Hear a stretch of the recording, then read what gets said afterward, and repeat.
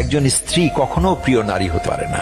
আপনি যদি বেশিরভাগ মানুষকে জিজ্ঞেস করেন আপনার জীবনের প্রিয় নারী কে, স্বাভাবিকভাবেই অনেকে বলবেন মা, কেউ কেউ বলবেন বোন, কেউ কেউ বলবেন মেয়ে, আবার অনেকেই বলবেন নানি, কারণ নানি তাকে কোলে পিঠে করে মানুষ করেছেন।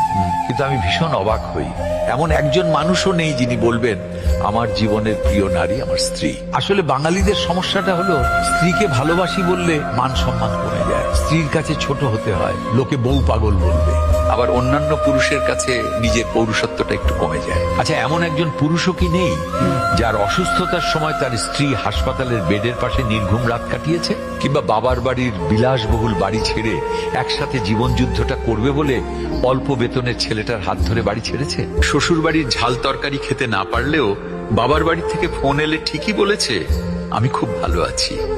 নাকি মায়ের হাতের রান্না, নিজের প্রিয় বিছানা, কিংবা ছোট থেকে বড় হয়ে ওঠা যেই বাড়িতে, সেই বাড়ি ছেড়ে আসাটা এতটাই সহজ?